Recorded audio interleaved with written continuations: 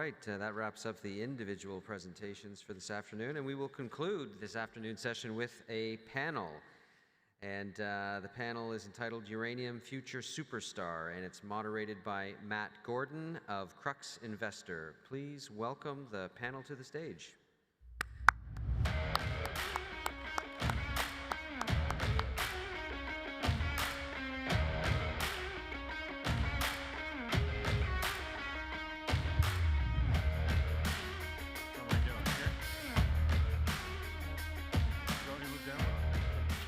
Go. Oh dear. Hello everyone. We are going to talk about uranium on this little panel of ours. And I think feedback from you guys is that you spend a lot of time actually having to explain the macro thematic around supply, demand, and all the geopolitics. So, and that's most of the meetings that you're attending. Is that fair to say, right? So why don't we follow that lead and assume that not everyone here is a uranium buff or knows what's going on out there, and maybe start with some of those questions. Okay, first of all, let's get you to introduce yourselves. Why don't we start over there with Chris? Sure, I'm Chris Frostad, President and CEO of Purepoint Uranium. We're an exploration company operating in northern Saskatchewan, Canada. Troy Boisjoli, CEO of Atha Energy. Similar to Chris, we're a uranium exploration company operating in the Athabasca Basin, the Thelon Basin, and the Central Mineral Belt in Labrador. Hi, Geoff Smith, VP Corporate Development and Commercial at Denison Mines. Denison Mines has a diversified portfolio of assets within the Athabasca Basin and advancing towards initial production next year in our flagship Phoenix asset, targeting a 27-28 production. Brilliant. Okay, so if those not aware of what's going on in uranium, super exciting time at the moment. It seems like great price recovery in the market caused by a number of different factors. So I'm going to get each of you to maybe tackle some of those topics. So I'm going to start with on the demand side, Chris. What are you seeing out there? Why is it so exciting in the uranium space at the moment? You know, I'm going to ask you to repeat that because I remember we were having some trouble with this yesterday. I'm having trouble hearing you with the echo. Again? Yeah. I could, yeah, okay. Demand. Explain the demand drivers for the demand side on uranium. Well, what we're seeing in the reactor space, by all means, over the last 10, 15 years, we've seen a lot of shift in terms of the attitude towards nuclear power. 10, 15 years ago, back when Fukushima got taken out and Japan lost 10% of the world's nuclear fleet, the world was still pretty cautious around nuclear. And what we're seeing now, the big shift we've seen over the last 10, 15 years is that the world is really seeing it more as now a solution to the green energy issue, and it's as a truly sustainable energy source. So we're seeing countries all around the world starting to put reactors into place that they haven't before. We've seen countries like Australia now, who's never been allowed to turn on a reactor, now turning around in terms of their attitude towards nuclear, and it's become a real issue now with more types of reactors, small modular reactors, micro reactors, and the like. So that as we look out over the next 10 years, 15 years, what we now see is that the demand for nuclear is growing exponentially. The supply of uranium and fuel that's needed to fuel these reactors hasn't been keeping up, and which is the other half of the equation. And so we're in the business of trying to fill that void. There's definitely going to be a supply gap over the next few years. Okay, so the hardware is being built out, but we need to feed that. So when we talk about the supply side, I'm going to go to Geoff on this one if that's okay. Supply side. Yeah, so I mean, it's not easy to build a uranium mine, and we know because we've been at it for a long time, and Denison's been in the industry for 70 years, but our flagship Phoenix project, we've really been advancing it, for close to a decade now. I mean, it was discovered a long time ago. Supply is constrained, and really this is an industry where there's been significant underinvestment. I mean, following the Fukushima incident in 2011, the industry really saw one, shutdowns of existing supply, but very limited investment in building out that next leg of supply to feed the new generation of reactors that are all coming into market, as mentioned. And I think one thing that's unique about uranium, when you think about other commodities here, a lot of the new supply is in the hands of the majors, established producers, massive balance sheets that are building out the next in line. And uranium's not the case. I mean, the existing producers that are the largest producers do not have a pipeline. Cameco, they have not developed a new mine in years. The sources of new supply that the market needs to meet that demand is in the hands of developers, and doing it, for the first time, or really kind of greenfield projects, which certainly should be a little scary for an industry. And I can tell you, in speaking to the utilities who we're ultimately selling our uranium to, they've identified that as a key risk in the market, and they're certainly willing to find ways to help support and bring new supply to the market. Right, okay, so that's some of the supply issues out there. Going to go to you, Troy. I'm confident that you'll be able to answer this, which is around the sort of where the supply comes geographically, because it's not just, believe it or not, it's not just the Atha Basin we're focused on. Talk about some of the other jurisdictions and some of the issues they're facing. Yeah, I think what we're seeing, and what we've been talking about in the uranium space for a while, and what's really materializing right now, is the emergence of a bifurcated uranium market. You look at the imbalance on the supply-demand side, not only globally but then jurisdictionally. About 70% of the demand comes within OECD nations. Okay, only about 24% of that supply comes from those same nations. Okay, so you have the dominant production center in the uranium space that's emerged over the last cycle being Kazakhstan. And what we're seeing in Kazakhstan is that we're seeing Rosatom-Prom, we're seeing CNNC move closer into Kazakhstan. We're seeing recent issues in Niger with the geopolitical uncertainty and unrest there. Niger produces about 6% of the global supply, sells into Europe and into the EU, which provides about 27% of that demand profile, right? And so what we're seeing right now is the true emergence of a bifurcated uranium market. And what that leads us to understand and believe is that the need for a continental supply of uranium to feed the North American market is extremely important. And I think all three of us on the stage here are all focused on North American assets because the U.S. currently is still the largest uranium market globally. Right, okay. And we are going to focus on some of these topics here, and I promise they're important. We're not going to get into too much detail, but this is where you're going to make money by some understanding the background to the marketplace at the moment. So bifurcated market is important because we're seeing the split between East and West. We're seeing a lot of the Russian sanction, obviously, we can perhaps get into in a second, but in terms of where the production's coming from and where it's going, it seems to be heading east. And in the West, where we need a lot of it, we're not seemingly capable of producing enough within the correct time frame, right? So can you maybe kind of expand on what maybe the geopolitics of all of this, Chris? Sorry, Oh again, my I'm having goodness. trouble here. Yeah, Geopolitics, Chris, like an old people's home. I'll come down and sit by you, yeah. Okay, can you talk about the geopolitics of the space at the moment? It says to where, the geopolitics. Yeah. Right, so I mean, definitely when we've got half of the uranium on the planet is going through Russia right now to be conversion on the enrichment side, and with the sanctions that are currently underway out of the U.S., that's caused a bit of a problem in the movement of uranium. It's definitely been, I think, to this point, rather fluid globally because the countries that have uranium aren't necessarily the countries that are using uranium and vice versa. So where you've got the United States that has 25% of the world's nuclear fleet, they really don't produce much, if any, of any uranium. And it's same with China. China doesn't produce a whole lot of uranium, but they're building reactors like mad people. On the other hand, Canada, Australia, Niger, we don't use all the uranium that we produce. And it's been able to move around fairly fluidly. But certainly with the military issues going on in Niger, with the sanctions against Russia, half of the United States uranium right now comes from Russia and Uzbekistan and Kazakhstan. Kazakhstan is currently, who's the largest producer in the world, is now contracting most of their uranium to Russia and China. So it's really causing barriers now where the supply really can't flow the way it used to. And I think most of the traders and most of the utilities, as we're looking at, are more concerned about the availability of fuel as opposed to even the price of fuel, which is why we see these sharp increases in the price of uranium, or at least those prices that we are witness to. Right, and maybe, Geoff, come back to you on this one.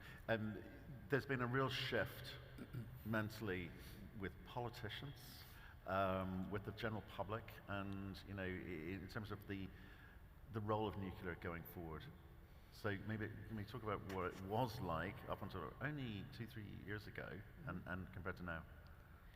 Yeah, absolutely. I mean, I think that's the biggest sentiment. I mean, I can tell you at many conferences now that have uranium panels. 5 years ago, there were not uranium panels, and that's part of the interest.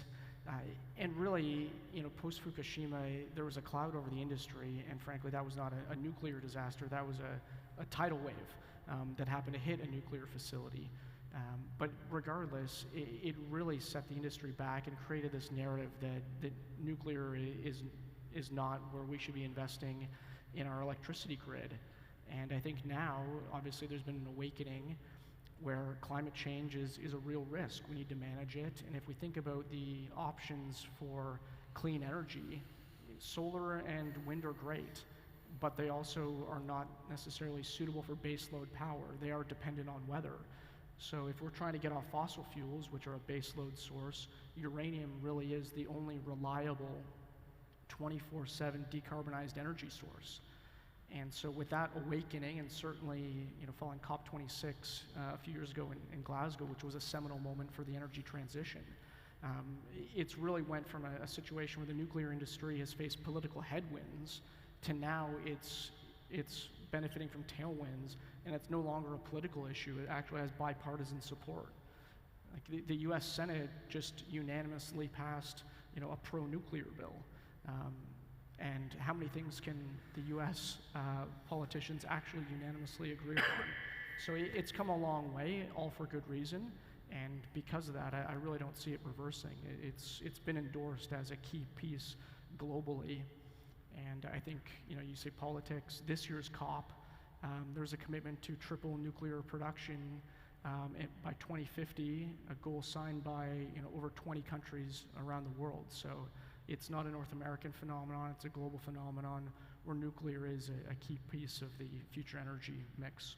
Absolutely, and even if you take out the climate change factor and just focus on baseload energy, the ability to supply cheap, relatively cheap energy to the markets, that is, I think, is what people are looking at as well. Certainly we saw that in Europe last 2 years for sure. North American market, given that we've worked out a lot of uranium's heading east, got relationships between Kazakhstan, China, Russia, etc., being established and routes to market being established, the West's going to have to sort itself out pretty quickly.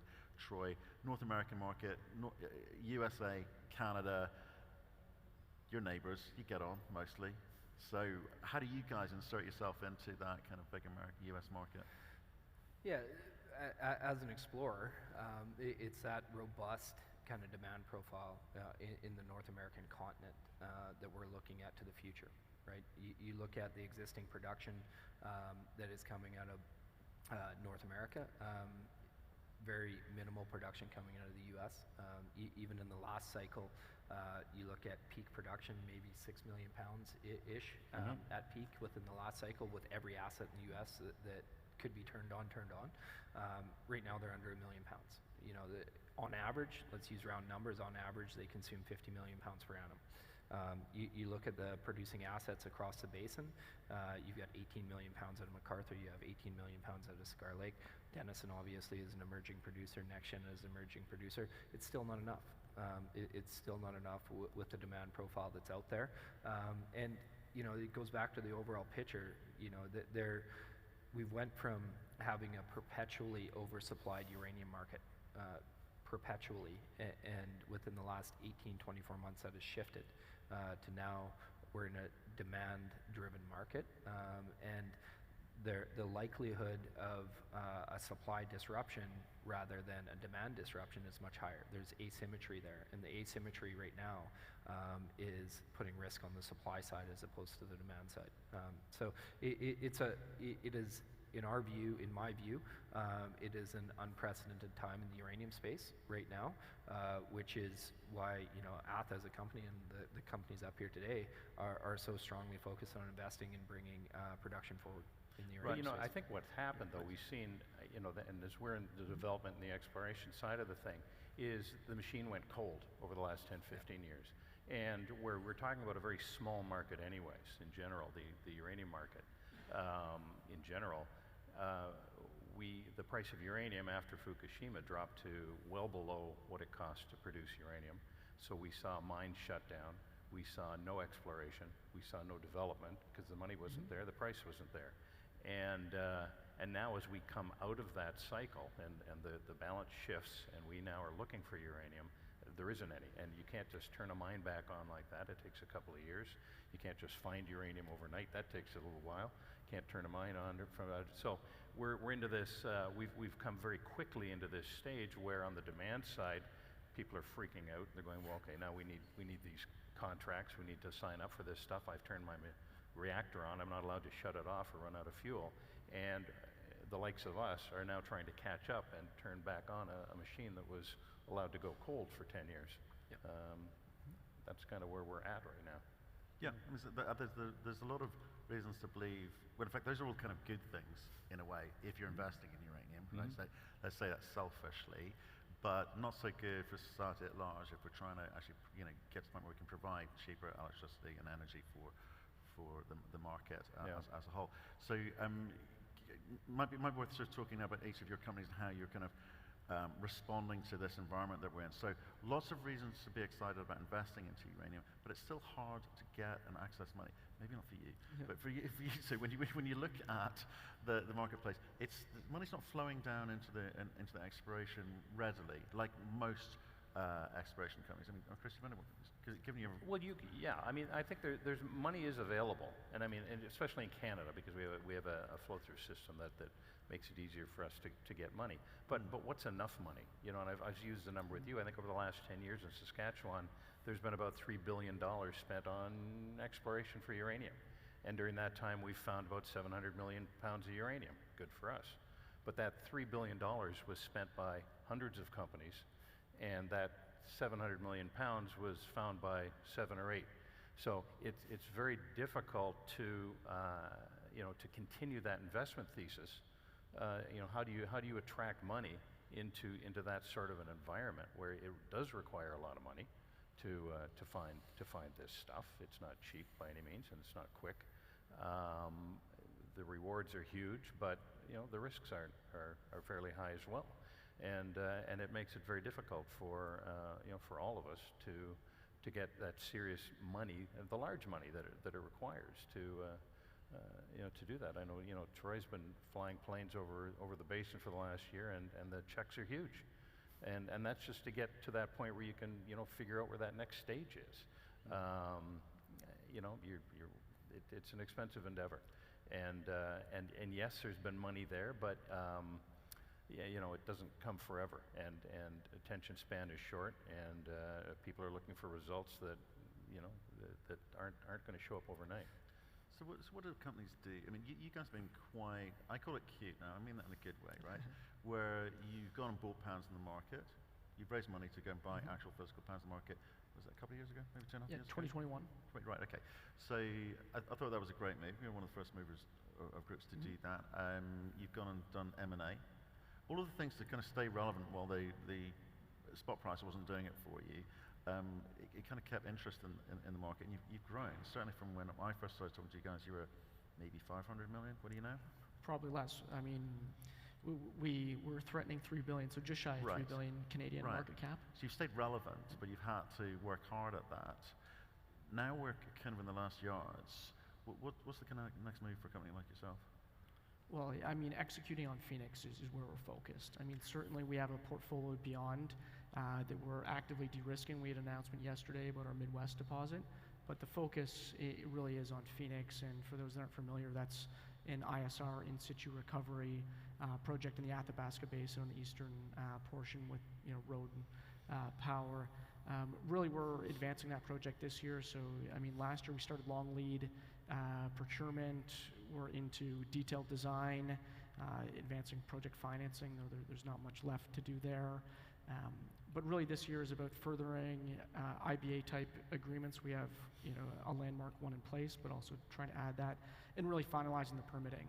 So we've been given kind of the green light by the province late last year that if we request it, we'd have our EAIS approved. We've kept it coupled with the federal process. We're working through our third iteration of information requests with the feds on the EIS, and then in parallel also working on licensing. So there's kind of an environmental aspect and then a licensing aspect, which the Canadian Nuclear Safety Commission oversees, and those are progressing along the timelines we've kind of charted it from the beginning, and that is to have that completed by mid-25, at which point we're looking to make a final investment decision. Right, So- and how much more difficult is it being a uranium company, because radioactive associations, than conventional mining? Are you under tighter scrutiny?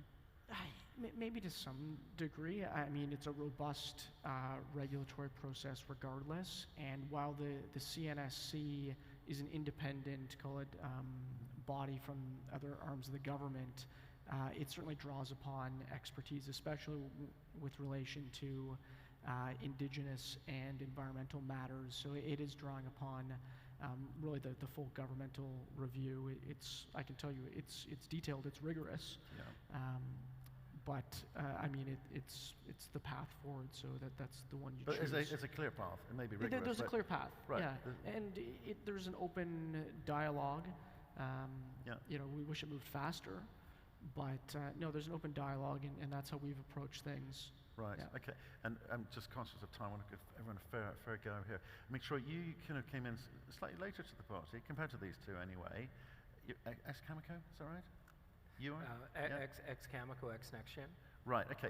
But you sort of were able to kind of look at the landscape before you decided what to do. And as a consequence, you've raised a lot of money out of the gate, got a big land package, and you're getting after it. And how would you, do you think you timed it right? Yeah. Yes.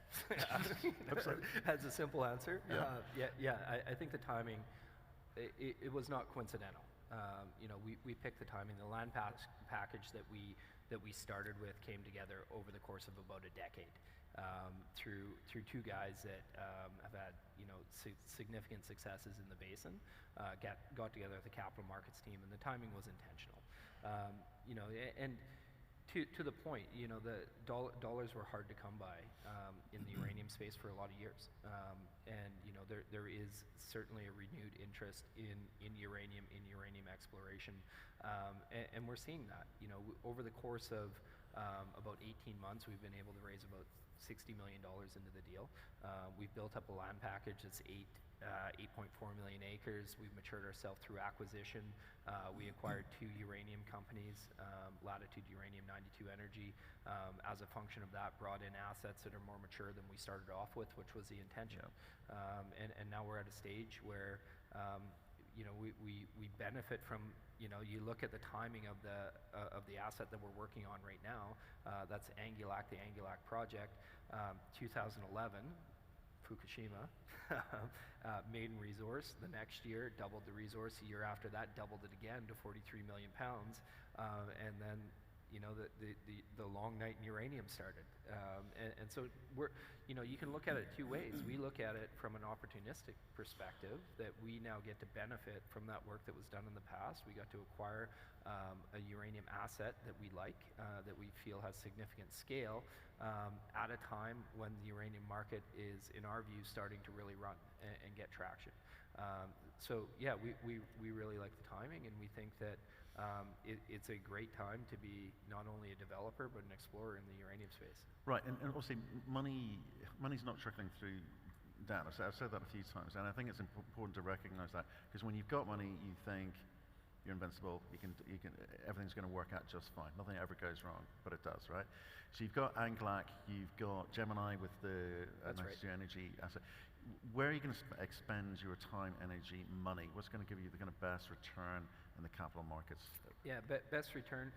So we're taking an approach where we're investing proportionally along that build up of an asset curve, okay? So most of our time and energy is going to be spent at Angulac. Angulac, 43 million pound deposit, building, expanding on that, about 40% of our budget. Okay, 30% is going to be spent at Gemini. We like Gemini. It's a new discovery corridor within the eastern edge of the Athabasca Basin, for which there are very few. We like that. We like the upside that we see there. And then what we're also doing is backfilling our pipeline of exploration targets through continuing to invest in our greenfields projects and build up targets out of a substantially large exploration portfolio, which we also like. You know, being able to pick the best targets out of a substantial land package is something we like. But in addition to that, we're leveraging exposure to discovery through farm-out agreements. We've got about $30 million in farm-out agreements on the books right now, where we retain exposure to the upside through those agreements. And so we're managing kind of our balance sheet and our risk through that process. Fantastic. And then, Chris, you're quite similar with your portfolio. You've got partnerships with Cameco and Orano, haven't you? Yeah, we've got 2 joint ventures with Cameco and Orano, and we've relied on them quite heavily over the years. They're quite important projects to those 2 companies, so they've continued to support them financially. But what that's also allowed us to do, because we've been around a little longer than the average bear, probably, well, at least as long as Denison, anyways. But we have all of our projects, for the most part, were secured over a decade ago, and we did a significant amount of work on them early on. And when the price fell out from uranium, we were in a good position to be able to set them aside and kind of keep them at abeyance. So, you know, as we come back into this market now that's a little more flush, and we've got capital to deploy on them, we're able to bring them out. And they were projects we were able to get our hands on when we weren't being crowded out there. We were able to take our time. We took a few years before we even staked anything, looking at old data. And now we still hold those projects. They're in great situations. And we've also got a lot of data now that's happened around us in the meantime. There's been significant work done in the area around us that we're able to lean on. And our projects look a lot different than they did when we first picked them up because of that. So our focus right now is taking all the money that we have as we raise it and focus it purely on kind of the last stage of exploration, and that is get the drill out there and start lining up and hammering our best prospects and finding that next deposit. Right. So I think what was explained today is that hopefully a little bit about the market and the market drivers, why this is just the beginning of quite an exciting run for uranium. Certainly for investors, it's something I think you should be looking at still. Some Rothschild fund manager said to me last Friday, said, uranium and copper, that's all we're interested in. So I think that's pretty good advice. Lots of different strategies as to how to come at it, different sized companies, all very, very good companies. I quite like them. So appreciate your time today, gentlemen. Thank you very much. Thank you. Cheers. Thank you.